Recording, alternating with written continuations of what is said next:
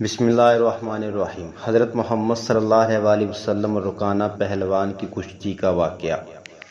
عرب میں ایک پہلوان تھے رکانہ ان کا نام تھا۔ وہ بڑے زبردست پہلوان تھے اور مشہور یہ تھا کہ ایک آدمی 1000 آدمیوں سے مقابلہ کر سکتا ہے۔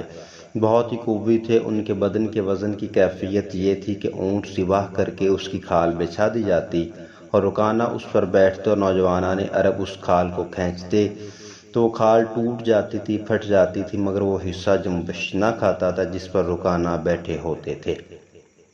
حضور اکرم صلی اللہ علیہ وسلم نے ان کے سامنے اسلام پیش کیا اور فرمایا کہ رکانہ آخرت آنے والی ہے، کیوں اپنی عمر ضائع کر رہے ہو؟ اسلام قبول کر لو اور اللہ تعالیٰ کی طرف متوجہ ہو جاؤ۔ انہوں نے کہا، اے محمد، میں نہ تو کوئی عالم ہوں نہ سمجھدار، میں تو ایک پہلوان ہوں، مجھ سے کشتی لڑو۔ اگر آپ نے مجھے پچھاڑ دیا تو میں آپ کا دین قبول کر لوں گا۔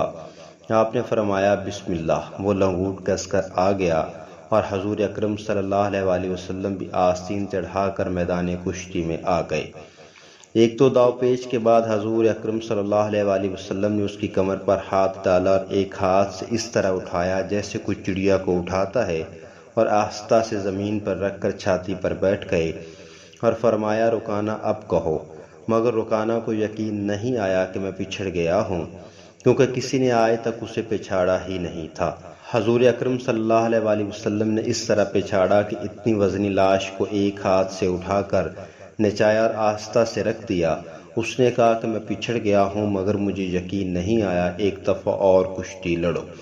حضور اکرم صلی اللہ علیہ وسلم نے فرمایا بسم اللہ۔ پھر آپ نے ایک دو داؤ پیچ کے بعد کمر میں ہاتھ ڈال کر اٹھا کر نچایا اور آہستہ سے زمین پر رکھ دیا۔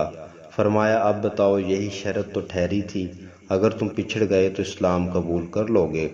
اس نے کہا، محمد، یہ تو آپ کے بدن کی قوت تو ہے نہیں، میری لاش کو چڑیا کی طرح اٹھا کر نچا دی، معلوم ہوتا ہے کہ آپ کے اندر کوئی چیز ہے۔ حضور اکرم صلی اللہ علیہ وسلم نے فرمایا، میں اس اندر والی چیز ہی کی دعوت دے رہا ہوں، بدن کی دعوت نہیں دے رہا۔ چنانچہ رکانہ نے اسلام قبول کر لیا اور اسلام میں پختہ ہو گئے اور بڑے بڑے کام کیے۔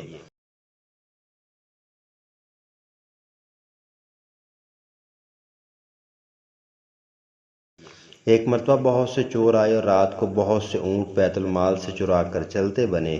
صبح کو پتہ چلا تو آن حضرت صلی اللہ علیہ وسلم نے فرمایا کہ لوگوں، ان کے پیچھے دوڑو۔ رکانہ نے کہا کہ میں تنہا کافی ہوں۔ چور رات میں ہی نکل کھڑے ہوئے تھے اور تیزی سے بھاگے جا رہے تھے، معلوم نہیں کتنے دور چلے جا چکے ہوں گے۔ رکانہ دوڑ پڑے اور راستہ میں ان کو تھام لیا اور کہا کہ سامان اور اونٹ لے کر واپس چلو۔ چنانچہ ان کو پکڑ کر واپس لائے۔ حضور اکرم صلی اللہ علیہ وسلم نے ان کو سزائیں دیں۔ کہنے کا مقصد یہ ہے کہ بہت لوگوں کے دل میں حق آ جاتا ہے، اگر تعصب نہ ہو اور واقعی حق کی طلبی ہو تو حق ضرور کھل جاتا ہے۔ ویڈیو پسند آئے تو اس کو شیئر کیجیے، لائک کیجیے، سبسکرائب کیجیے۔